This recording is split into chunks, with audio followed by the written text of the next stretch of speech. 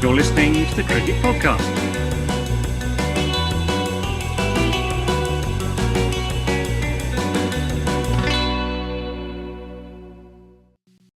Hello everyone and welcome to the Cricket Podcast, where we're going to be talking about groups and cricket and stuff. I'm Jack Hope. I'm joined by Max Rowe Brown. How you doing, Max?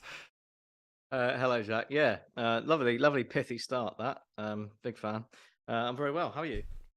I've got a bit of a headache. Oh, A headache, yeah. Self-inflicted, no doubt. It was. And we're joined by ESPN Cricinfo's Matt Roller. How you doing, Matt? Very well. Thank you very much, guys, as always, for having me. Yeah, it's a joy. It's a joy to have you back on the show. Max, I think we should just get into the cricket because we're a little bit on the clock with work and lunch and stuff like that. Let's talk about today's cricket. What happened in today's cricket?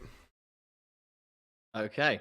Where would you like to start? Would you like to start with the Irish? No, let's start with the Australians. Let's start with Australia. I didn't give you. To be fair, I didn't give you much in the way of direction there. Throw me a bone here, mate. Right. Yes.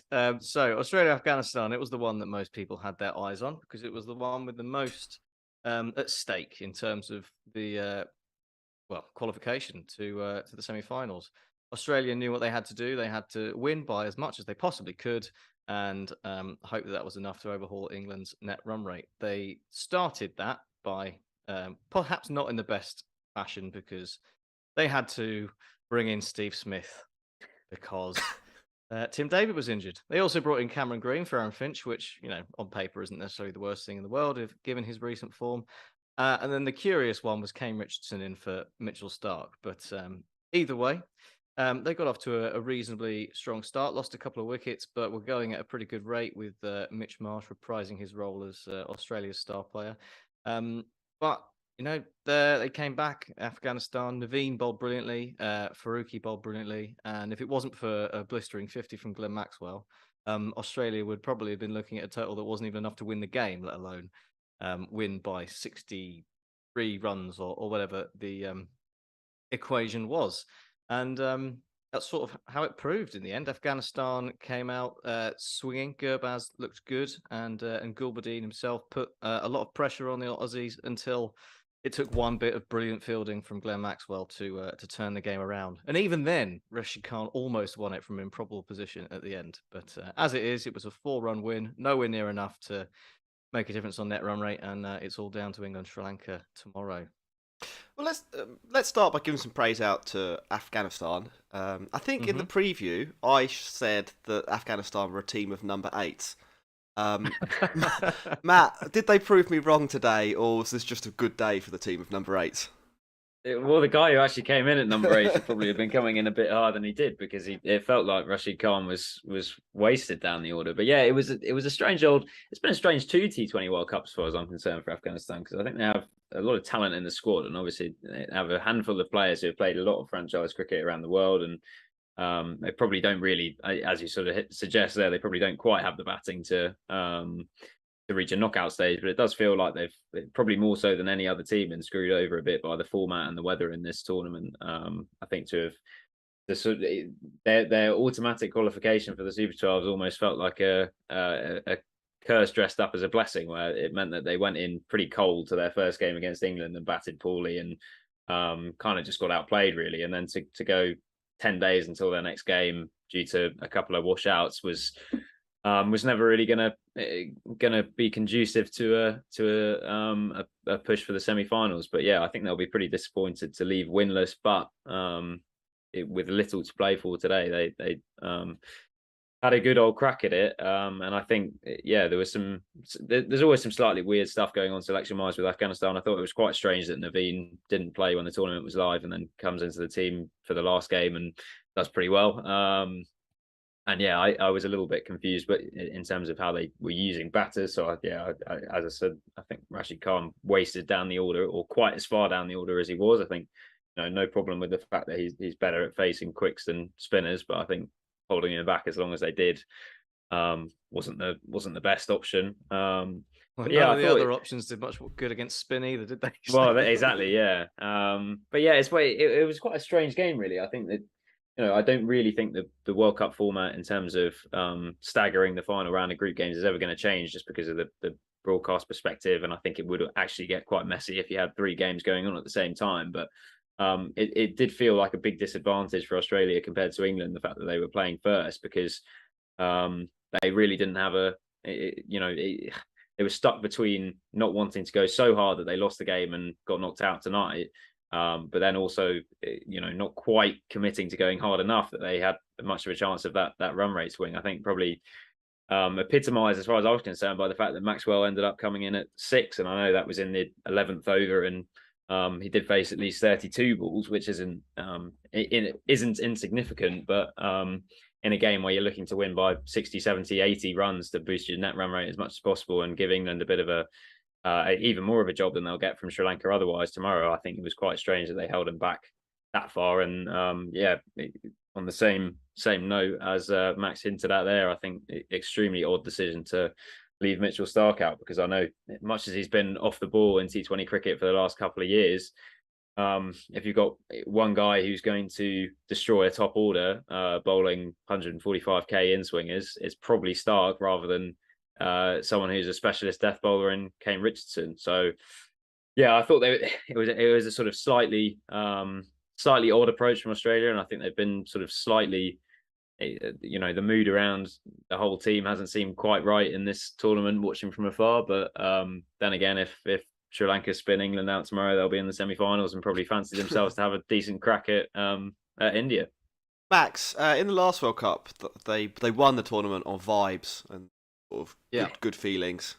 They didn't worry about the cricket. In this tournament, they've gone in with a better team, but does that mean that they have lost out on the vibe angle? I was just thinking, it's almost like this Australia is kind of what we expected from last year's Australia. And that is a bit strange, because they have got guys like Glenn Maxwell in there, and Tim David's now come in to provide sort of extra firepower in the lower order, and then obviously Stoinis, the self-styled best finisher in the world, or at least that's where he wants to be, in there. So I mean, they've got a much better setup now in terms of the players, and it's just not really happened for them this time around, has it? And it's I guess it's just the way it goes in T20 cricket sometimes, and they've still got the issues, with Finch up the order not being what he used to be, and Warner's getting on as well. So I think there'll be some sort of changing of the guard at some point, with Cameron Green opening and that kind of thing. But I mean, I think ultimately you're right, Matt, in that they definitely, it felt like they were sort of caught between a rock and a hard place with their batting performance today. But I mean, you do have to give credit to Afghanistan as well, because I think they bowled pretty well. I think Afghanistan have basically got 16 pretty good overs sorted if they pick Naveen, and then they've got to find some from somewhere else, and that's sort of where Afghanistan, like a lot of the sort of teams that are sort of lower down in the rankings, fall down. It's just missing that extra bit of sticking power, I think, and a little bit of depth that can take them over the line. But it was a really, really good game. I really enjoyed it, and ultimately Australia have done the minimum of what they need to do, so the pressure is now over to England. And we all know that England are very capable of completely mucking these things up. Max is doing some drilling in the background there. That was I think that's the 3rd episode of this T20 cricket podcast, the World Cup, that we've had drilling interfere with our audio. I don't really know if there's that much more to say about this game. Obviously, the implications for the tournament are that England must win on Saturday, tomorrow morning. Is it tomorrow? Is it tomorrow evening if you're in Australia? I don't know. The time zones. Yeah. I don't want to get involved in this again. Matt, anything from you before we move on? We should talk a little bit about Ireland and New Zealand while we've got you as well. Yeah, I suppose looking forward to the England game, I think it'll be really interesting to see England's approach against Sri Lanka spinners, because the SCG is sort of, I don't know if it necessarily is borne out by the numbers, but its reputation has always been the most spin-friendly ground in Australia, and I think they're playing on a used pitch tomorrow, which you would think should bring Hasaranga and Theekshana, who are probably one of the best spin attacks at this tournament, into the game. And then I suppose the big question for England is whether they go after them or try and see them off, because clearly Hassaranga's had a very strange tournament where he's had a lot of very good games and one absolutely horrendous game, where he went for 50 odd against Australia in 3 overs.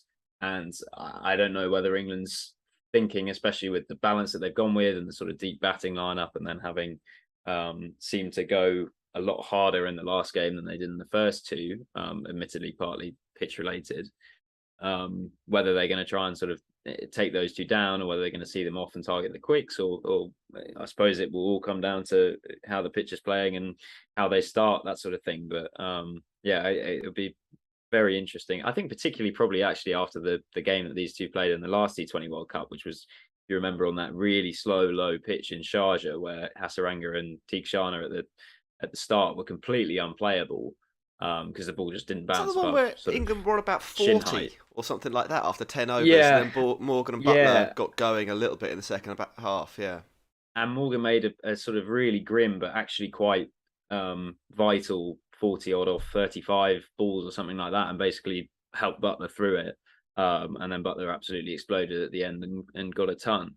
But yeah, I'll be really interested to see their approach against the spinners. And I think much as, a lot of the talk during today's game was what Australia need to win by, because England will probably win against Sri Lanka, I do think it is I think it will be a competitive game. And I think, there's obviously the sort of the Spoons redemption angle as well, with Chris Silverwood coming up against England for the first time as Sri Lanka coach, which will be an interesting one to watch, because I'm sure he'll be particularly keen to get one over on England after the way things ended for him with the Ashes last during his tenure as England coach. So yeah, I think that should be a really good game. In terms of New Zealand Ireland, I mean, you had the sort of Steve Finn tribute act hat trick from Josh Little, where it was a pretty good hat trick in the fact that he got he wrapped Neesham and Santner on the pads, and those two plus Williamson is a pretty good list as they come, but ultimately fairly futile. And you have this ridiculous situation where Ireland, by finishing not in the top 4 in this group and not being high enough in the rankings, are going to have to go into a European qualifier for the next World Cup along with Scotland and Netherlands, and only 2 of them are going to get to the World Cup, which I think is a load of nonsense. That's bonkers.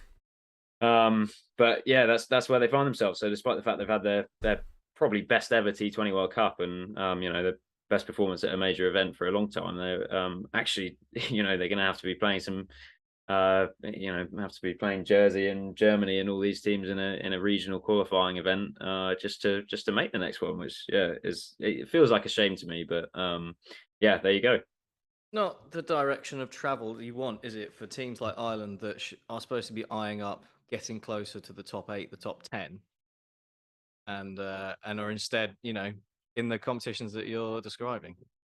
Yeah, but I suppose you look at the people who are making the decisions on the on how that's done, and ICC is largely an events management company at the moment, and it's comprised of member boards who have their own best interests at heart for the most part. So if you're a 6th, 7th, 8th biggest teams in the world type thing, you probably aren't that enamored by the idea of people taking your qualification spots. So if you can elbow an Ireland or a Netherlands or whoever it might be out of the way and make it harder for them to get through, you're probably thinking, brilliant, there's more chance for us to earn some prize money and get even more exposure and eyeballs. So sadly, this is a sport full of self-interested people, and I suppose most of them are. But I think that's particularly true of international cricket. We could get the football lot in charge, and then we'll have a 40-18 World Cup instead. You could do that, yeah. England v Guernsey in the group stage. Get everyone warmed up. Matt, before you go, I did want to ask what your sort of thoughts on England generally across the World Cup have been. We've not spoken to you, I think, since they played in Pakistan, when we were quite bullish about their chances. Have they lived up or otherwise to your expectations?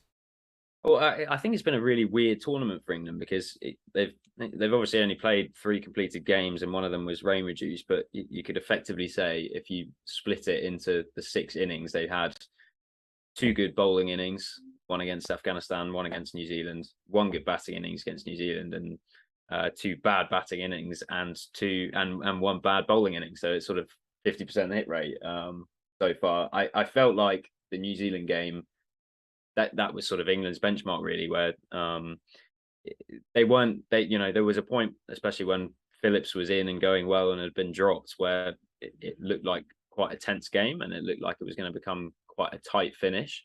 But I think England were on top for the majority of that game, and I thought played pretty well for the most part. So I think that was sort of the sort of standard that England were expecting to produce throughout the tournament. I think the first two games were just quite weird as much as anything. I think playing in front of small crowds in massive stadiums is strange. I think the conditions have taken them a little bit by surprise, as has been the case for a lot of teams, just because of how much the new ball has done throughout the tournament and how much the extra bounce has come into play. But yeah, I think it's quite a strange position where I think England will feel pretty confident going into a game tomorrow of getting to the semi-finals, and the way T20 World Cups are, just with the format at the moment, I think the semi-final is basically the most anyone can really expect of anyone, because I think as we've seen with Australia and South Africa last year, losing one game can be terminal. And if they reach the semi-finals, then they'll feel as though they have a decent shot at winning the whole thing, whether or not they've always made the right calls in the right situations. I thought they were a pretty poor performance all round against Ireland. Thought they made some really, really strange calls and didn't react at all in the run chase. Like the fact that Moeen and Livingston faced, I think, 14 balls was it between them in that game when rain was looming, was extremely odd. But yeah, I think there were some very positive signs from the game against New Zealand, and I think they'll be pretty confident tomorrow of making it through to the semis. Is an England-India semi-final, if that's indeed what it looks like being? Is that a de facto final for you, or South Africa and New Zealand? No, I don't think so. I think South Africa, South Africa are a very good side. I think, despite the fact they it sort of blew up, I guess, against Pakistan, I think they're a very dangerous side. And I think similar with New Zealand, New Zealand, the classic cliche of them always being underrated or whatever, but I think they have a couple of pretty dynamic players, and Williamson's back now as well, apparently. So yeah, well, maybe, yeah. But yeah, I think we've seen from New Zealand over the years that they're an easy team to write off, and you quite often look stupid when you do it. So yeah, I think I would suggest that there's not a huge amount between the semi-finalists. I'm not hugely convinced by India at the moment, to be honest. I think, especially without Bumrah, I think their bowling looks pretty average. Well, I don't think it looks. I think that arguably they have potentially. I don't know whether I should say this, but potentially have the weakest attack out of the four likely semi-finalists. So I don't know. I definitely wouldn't see it as a de facto final. I think South Africa and New Zealand would both be, a punching chance if they were to get to the final. Cool. Thanks very much for coming on, Matt. We're going to take a 5-second break, and when we come back, it'll be just myself and Max talking about Pakistan. Cheers, as ever. Perfect. Thanks very much, guys. Cheers, Matt. You're listening to the Cricket Podcast.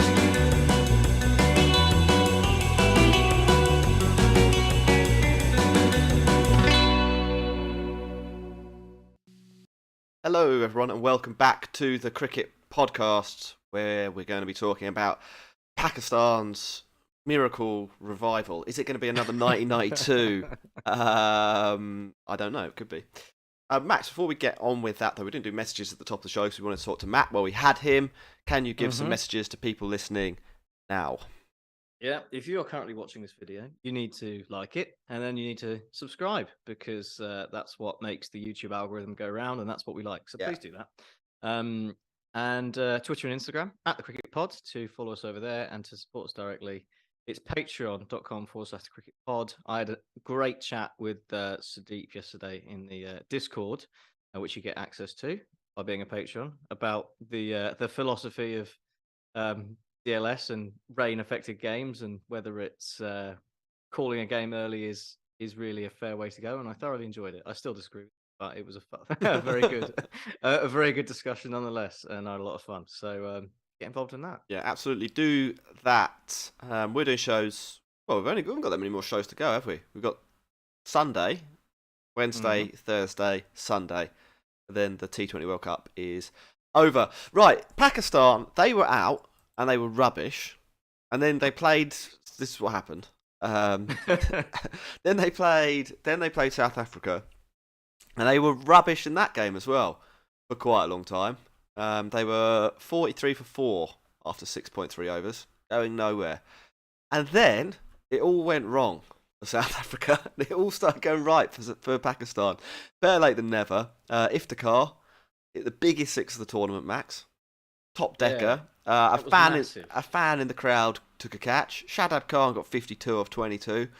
And it looked like they were good again. Came out with the ball. Despite Bavuma, much derided Bavuma, teeing off at the top. They put, well, with a little bit of rain involved as well, they put South Africa away reasonably comfortably, limiting them to 108. I think the rain-adjusted score that South Africa needed was 142. So a 33-run win, and they're back in the tournament, aren't they, Max? Tell me how Pakistan. We've actually called this video on YouTube. How do we believe in Pakistan's miracle? So can you answer that question? Well, mathematically, yes, they are back in the tournament, Jack, because all they need is to beat Bangladesh in the final game and hope for the very likely scenario that either South Africa fail to beat the Netherlands or India lose to Zimbabwe. So obviously the best hope of that is probably rain, given what's happened. I don't think rain's forecast for South Africa and Netherlands, so they are going to have to rely on an upset. But, they've got 2 shots at an upset, and obviously they have to do the business themselves against Bangladesh, which I guess itself will be sort of an interesting game. Nothing really on the line for Bangladesh because their run rate is nowhere near good enough for them to sneak in, and obviously they'll both end up in the top 4 realistically, because Zimbabwe aren't going to beat India, are they? Let's be honest, not going to happen. As much as we'd like some carnage and Pakistan to sneak through for the lols, it's not going to happen. Yeah, it seems likely. Do we believe that Pakistan can make it through? The answer is no. Classic bit of clickbait. The worst clickbait title ever. They're odds. They're odds with the bookmakers 50-1 to win the tournament. To win the tournament, I thought that'd just be to make it through. No. Like, I wouldn't even give it. I wouldn't even get. So you're saying 50-1 for either Netherlands or Zimbabwe to beat India or South Africa, and then Pakistan to win 2 games, given the fact that they started the group stage by losing to Zimbabwe themselves. Yeah, that's Pakistan hype all over that 50-1. Do you think? What do you place it then? Well, I'm saying it's 50-1 for them, at least 50-1 for them to qualify No. the semi-finals, and then from there they've got like slightly under, 25% chance. I think. I think it's a 25-1 shot. Make the. You reckon? Oh yeah, I don't know what became bookmakers, but we're doing this. That now. was one failed podcast idea back in the days. So I reckon Pakistan are 80% favourites to beat Bangladesh. I think they're yeah. So that gives them, that's 80% equity right there. Mm-hmm. Then of that 80%, I think South Africa are 20-1 on to beat Netherlands. What's that give? Right. What's that give them in qualification chances? Do the maths quickly. 4%. Yeah. Plus, they also get the second bite of the cherry, the India-Zimbabwe game, which I think Zimbabwe is slightly more likely to beat India, 10-1. I'm going to give them 10-1. I'm going to give that. So that gives them. So I think Pakistan have got a 12% chance of making it through to the next round. Okay. And then that's 8-1. So 50-1. By that logic, you need to put some money on Pakistan right now. Maybe I should. Yeah. Should we talk about any of the cricket? We could do. Yeah. Cool. Shadab Khan's day, wasn't it? It was. That was some performance. Was that it? Elaborate. I thought you were gonna. I'm still a bit perplexed by this, by the whole thing from Pakistan, because it was just it's just every time we joke about Pakistan being Pakistan, and they just live up to it every single time. Yeah, they are the most stereotypical team, aren't they? Yeah. Um, I mean, we all talk about why does Iftikhar play ahead of Asif Ali, for example? Because where's the firepower? And he comes in and blasts it all over the place. Shadab Khan coming in at number 7? He came in and I mean, he's quite a good bat, to be fair. He's a decent player. Having Shadab Khan at number 7 is not he's batted like not 4 bad in at this all. tournament as well. He should be going up and down like a yo-yo. But I mean, yeah, it's just Sam the Masood only bit still of having a day comfort- out. Yeah, the only bit of comfort I can find in the whole thing is Babar Azam 6 or 15. Some things are still consistent. He's had a bad tournament. Yeah, he has had a bad tournament, really bad tournament. But Is that just natural variance, or I think so. I no mean, I problem. think we talked about this. I don't know if you were on the podcast or whether it was one of the ones that I did with Ross. How there is a CricViz metric about bounce, and at the top of the bounce table is Australia, and at the bottom of the bounce table is Pakistan. So it's like, right? in terms of pitches here, not like the players or their ability on a pogo stick. It's so they are extremely unusual conditions. As Abs Matt was saying in the first half of this show, the ball has done like a lot. It's moved all over the place. It's bounced. We've got to remember as well they're playing in spring, Australia. Yeah. I thought basically until this World Cup that there was a hot season in Australia everywhere, where it was about And then a 30 slightly degrees. less hot season. Yeah, and then it was like LA in the winter, so like 18, 19 or something like that for a couple of weeks. They just went back into the hot season. I had no idea they had a whole seasonal season pattern of seasons. You got La Nina and all of that stuff. Yeah.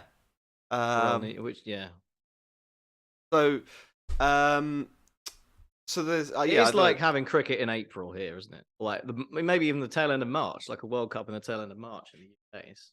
Yeah, it's nuts. I dumb. mean, it's It's stupid. really dumb. It is stupid what they're doing. But I think that is part of the reason. I mean, like, how many opening batters are really leaving a mark on this tournament? Butler's had an innings. But even then, it took him a while to get going. Neither of the Indians have really done anything. De Kock's had a couple of digs. De Kock's probably Conway had one. Yeah, okay, so maybe. No, but like you'd normally But expect. we're not seeing what we normally like to see, in that like 55 for 1, 60 for 1 off the power play, really going at it. It's not been Pakistan's not openers been possible to do. in the last year scored 50% of their runs. 50%. They haven't got any in this. I think something's up. They're having a bad tournament, and I think that the ball has something to do with it. But, cricket's a conditions game. That happens. So I don't know what else we've got to say about this. They're not going through, are they? We're trying to make content out of nothing here. Well, what about South Africa? Why don't we turn it to South Africa, because they are most likely going to make it through, but they hit a bit of a blip in this game. The bowlers took a bit of tap. They were sort of lacking a bit with David Miller. Obviously, has got a slight niggle, which is why he didn't play. And that's an issue for them if he's not fit, isn't it? Lack of killer. Yeah, especially with well, not especially with, but like you do. Henrik Klaassen, or was it Heinrich? Heinrich. I want to say Heinrich, but that's got connotations. Let's go with Henrik. Henrik Klaassen. He's in the team instead of Miller. I wonder whether they'd rather have had Devil Brevis now that he's, hindsight's good, isn't it? Hindsight's, as the saying goes, hindsight's good. He's blasted 150s, and they've got Klaassen, who I don't really remember doing anything ever. Did he have one innings against England maybe in the summer? Probably. I think everyone did at some point, didn't they? It wasn't good. But we played enough cricket. Everyone had a chance. But yeah, no, I mean, Stubbs is in there, obviously, and I think Devalt Brevis probably, when we were going into the IPL, was like maybe in terms of the hype train, was probably one above Tristan Stubbs, wasn't he? When in terms of like getting picked up by Indians. I mean, they got them both in the end, and Stubbs has looked pretty fearsome even in his early career. So yeah, it might have been an option for them to go with, but they've obviously decided to go with a bit more. But yeah, I mean, I think David Miller should be back. I don't think it was a big injury. So hopefully for South Africa, he will come back in. But they still have to do the business against the Netherlands. Netherlands. It is South Africa. If we're talking about stereotypical sides and Pakistan being wildly variant, then South Africa have got the moniker of bottlers to try and shake. That is true. I don't think it would be. It's a tricky one. It would be an epic bottle if they did bottle it, but I don't think they get any bottle avoidance points if they don't. Like if they were playing Bangladesh, I would give them bottle avoidance points. Right. But I feel like the Netherlands is such a formality that there's no points available. Yeah. That fair? It's a hiding nothing in it. It's that FA Cup third round tie at home to Barnet. You know, you don't get any points for winning. Yeah. Pakistan are out. India are going to go through. That's that. Yep. Thanks for joining. I mean, we got Matt's thoughts, Jack. We got Matt's thoughts, Jack, on the semi-finalists. If we assume it's the 4 that we expect, what do you think? What do I How do think? you see it going? Well, it's, as Ben was saying in the chat on the YouTube live video, it's coming home, isn't it?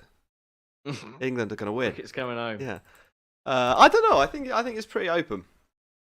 I think India and England are a little bit better than whoever makes it through. Yeah. I'd say New Zealand are probably the weakest team, but I don't think. There's so much randomness, and New Zealand have been a bit better than I thought. Probably. I don't know. What do you think? Pick a winner now. I think it's pick one. Yeah. South Africa. South Africa. I'm going for it. Yeah. They get major. I see the dream. Major bottle avoidance points if they win the World Cup. Win, yeah. I think almost bottle avoidance points for the next 30 years. Probably, yeah. It must be their turn. I think it's about. So I reckon I was going to say like India, England 30%, New Zealand, South Africa 20%, but I'm not sure it's even a 10% difference between those. I think it might be sort of more like 28. Oh, 28's in play. 28 and 22. That kind of thing. It's close. It's good. It's how you want a semi-final of a world tournament to be. Just hope the rain stays away. The games this weekend, by and large, are supposed to be unaffected by rain. I think there's a little bit of rain at the MCG potentially for the Zimbabwe-India match, but I don't think it will be enough to actually stop the game. Just enough to make Sikandar Raza fall over, turning for a 2 and. Yeah, something like that. Did you see?